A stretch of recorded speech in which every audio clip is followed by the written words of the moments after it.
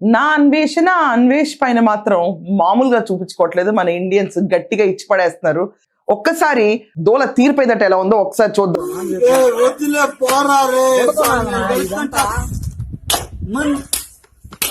ఇక్కడ నా అన్వేషణ డైలీ ఛానల్ మెట్రిక్స్ ఒకసారి మనం చూసుకుంటే గనక ఆదివారం రోజు ఈ క్యాండిడేట్ కి 50,000 మంది అన్సబ్స్క్రైబ్ చేస్తారు ఛానల్లో.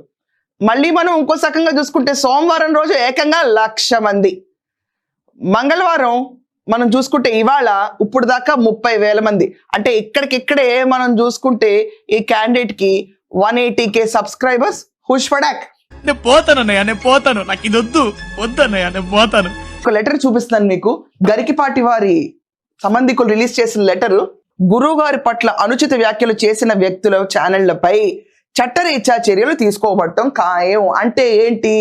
అన్వేష్ గడికి కాలం మూడింది. పంతులు గారు మీరు ఒట్టకాయలు కట్ చేసేస్తే అవుతారు మీరు.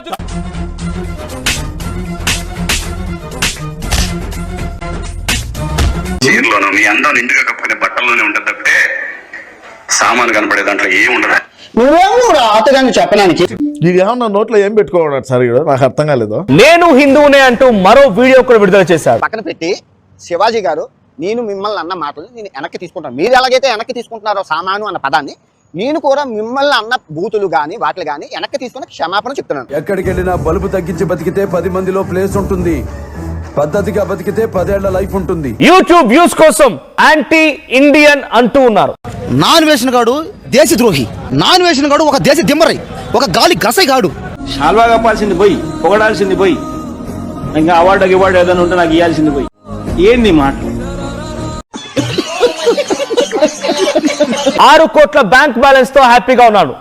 ఎండ్ ఆఫ్ ది డే మునిగిపోయేది మీరే. ఒక్కడికి బ్రెయిన్ లేదు. వీడియోలో ఎక్కడ కూడా క్షమాపణ చెప్పను అని అన్వేష్ అందులో క్లియర్ గా చెప్పుకొచ్చాడు. నీకు స్పాట్ నేను ఎడతాగా. నేను నాన్ వేషన్ కి నిన్నడదా సబ్స్క్రైబర్ ని. ఎప్పుడైతే శివాజీ అన్నయ్య మన దేశాన్ని, మన ధర్మాన్ని, స్త్రీలని, మన దేశంలో స్త్రీలని అందరి గురించి తక్కువ చేసి మాట్లాడాడు, అప్పుడే నేను వాడికి అన్సబ్స్క్రైబ్ చేశా. మీరు కూడా నాన్ వేషన్ అందరూ అన్సబ్స్క్రైబ్ చేసేయండి. ఎక్కడ ఫేస్బుక్ లో, యూట్యూబ్ లో, ఇన్స్టాగ్రామ్ లో అన్నిట్లో నాన్ వేషన్ ఫాలో చేయకండి, అన్ఫాలో చేసేయండి అంతే. నా మీద ఇలాంటి స్కీములు పెట్టకండి రా. అసలే సుఖ సంసారం లేనోండి, సుఖంగా బతకనివ్వండి రా. ఒక్క రోజులో ఏకంగా 60,000 మంది సబ్స్క్రైబర్స్ అన్సబ్స్క్రైబ్ చేశారు. అయిపోయింది, ఇప్పుడు ఏం చేయాలి? ఏమన్నానండి? ద్రౌపది దేవుని సైంధవుడు కీచకుడు బలాత్కారం చేయబోయి చచ్చిపోయారు అన్నాను. బలాత్కారం అంటే ఇంగ్లీష్ లో ఏంటి? రేపు. నోరు ఎత్తక బుక్కు కుక్కేస్తాను దేవసాలోడా. నన్నే తిడతారా? మా నాన్న కూడా నన్ను ఎప్పుడు తిట్టలేదు. ఏ మోగోడా కాదు, నేను కడుపులో పడకముందే పోయాడు. మంచి పని చేశాడు, లేకపోతే నీలాంటి వరస్ట్ పేరు కన్నందుకు కుమిలిపోయాడు. ఒక దుర్మార్గుడు ఈ ఇండియాలో అడుగు పెడితే ఖచ్చితంగా వాడిని కాల్చి పడేస్తారు. జనం కొట్టి చంపేస్తారండి. ఊహిస్తేనే భయంకరంగా ఉంది. అలాంటి వాడు మాటలు వినడం, అలాంటి వాడు ఛానల్ ఫాలో చేయడం కూడా తప్పే. దయచేసి నాన్ వేషన్ కోడికి అందరూ అన్సబ్స్క్రైబ్ కొట్టండి, అన్ఫాలో చేసేయండి. నేను నిన్నటి దాకా అతని పెద్ద ఫ్యాన్, ఈ రోజు నుంచి అతని ఛానల్ అన్సబ్స్క్రైబ్ చేసేసి. అందరు నన్ను మింగుతారేంట్రా? అందరు నన్నే మింగండి, అందరు నన్నే మింగండి వచ్చి. పోలీసుల లెక్కల ప్రకారం 2026, 2027లో కూడా అవుతుంది. ఎవరు చేస్తున్నారు? ఈ హిందువులు.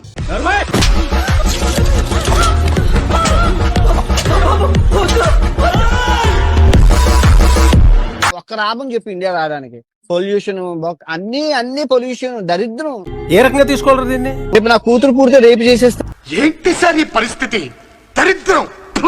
శివాజీ గారికి సపోర్ట్ ఒక రేంజ్ లో పెరుగుతుంటే శివాజీ అండ్ అసలు మ్యాటర్ లో లేని గరికపాటి గారిని కూడా ఇన్వాల్వ్ చేసి నా అన్వేషణ బూతులు తిరుగుతూ రెచ్చిపోయాడు. ఇక్కడతో ఆకుండా యూట్యూబ్ లైవ్ పెట్టి అక్కడ కూడా అమ్మాయిలతో తిట్టించుకున్నాడు. మీరంటే కొంచెం అభిమానం ఉండేది, మీరు నచ్చేవాళ్ళు, మీ కంటెంట్ బాగుండేది. ఇప్పుడు అసలు నేను చూడట్లేదు అండ్ మిమ్మల్ని అన్సబ్స్క్రైబ్ చేసేసాను. మీరు ఏమో నెగిటివ్ గా అనిపిస్తున్నారు. బుర్ర పాడైపోతుంది అంతే, తలనొప్పి వచ్చేస్తుంది నాకు. అయ్యో పాపం. మనిషికి అడవిలో ఉన్న, అంతరిక్షంలో ఉన్న నీరు, గాలి, ఆహారం, ఈ 3 ఉంటే అడవిలో అయినా సుఖంగా బతకచ్చు. సన్నీ లియోన్ అనుకుంటూ సారీ రామకృష్ణ అనుకుంటూ బతకచ్చు. ఏ యాంగిల్లో చూస్తే వీడు మీకు అమాయకుడిలా కనిపిస్తున్నాడు? వీడు మొహం చూడండి. క్షమాపణలు అడగమంటున్నారు. వినాయకుడి సన్నిధిలోనే నేను క్షమాపణలు కోరుకుంటాను, కానీ అక్కడ అంత చెప్పే ఛాన్స్ లేదు. తప్పు జోరులేదు కాబట్టి క్షమాపణలు కోరుకుంటాను. అదే తప్పు అని ఒప్పుకుంటున్నాను కదా. నన్ను ఇంత టార్చర్ పెడితే చిన్న సారీ పోన్లేండి సార్, పెద్దదే చెప్తాను. ఇప్పుడు నేను తప్పు చేస్తే రాత్రికి వినాయకుడి సన్నిధిలోనే రక్తం కక్కుకొని చచ్చిపోతాను. తప్పు మీరు స్వీకరించకపోతే ఈ సంవత్సరం నుంచి నెక్స్ట్ సంవత్సరం వరకు అష్ట దరిద్రాలు మీకు అంటుకుంటాయి. ఒక్క విషయం చెప్తాను సార్, వాడి పని చేసుకోవడం కోసం ఎన్ని రంగులు మార్చడానికైనా వాడు సిద్ధం. వెనక్కి తీసుకున్నాను, ప్రాబ్లం సాల్వ్. ఓకే, మీరు ఎక్కడితో వదిలేస్తే బాగుంటది, లేదు అంటే మీ ఇష్టం. కాదు అడ్డంగా ఎదిగేస్తా, జనాన్ని తొక్కేస్తా, ఊరి మీదకి ఎక్కేస్తా అని కొవ్వు బలిసి తలెగరేస్తే రాత్రికి మంచి శాండ్విచ్ మసాజ్ థాయిలాండ్ లో చేసుకొని ఆ వీడియో రేపు పొద్దున్న పెడతాను. నేనైతే చిల్ అవుతాను, రిలాక్స్ అవుతాను. మీరేం అవుతారు అనేది మీ మనసుకే ఆలోచించేస్తున్నాను. నువ్వు చాలా కంట్రీలో ఉన్నావు బేటా. Love you all. అందరూ బాగుండాలి, అందులో నేను ఉండాలి. అందరూ బాగుండాలి, అందులో నేను ఉండాలి. అందరూ బాగుండకపోవడానికి కారణం ఏమిటంటే అందులో నువ్వు ఉండడమే.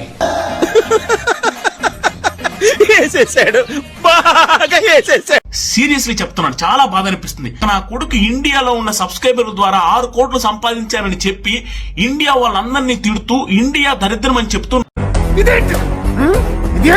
నా కూతుర్ని థాయిలాండ్ లో కంటాను, నా కూతుర్ని కూడా రేప్ చేస్తారేమో ఇండియాలో అనే పెద్ద పెద్ద మాటలు మాట్లాడుతున్న నా కొడుకుని ఇండియాలోకి లాక్కొని వచ్చి వాడికి బుద్ధి చెప్పలేమా?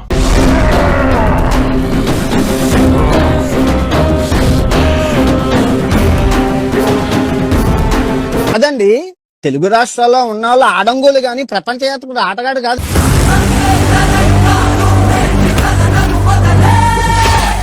ఉద్దేశించి వీడు చేసిన ఆ రోజే మొదలైంది. ఆ గోవింద బెట్టింగ్ యాప్స్ అని ఎప్పుడైతే టీటీడీని, పవన్ కళ్యాణ్ గారిని కామెంట్స్ ఏదైతే ఉన్నాయో ఆ రోజే వాడి పతనం మొదలైంది.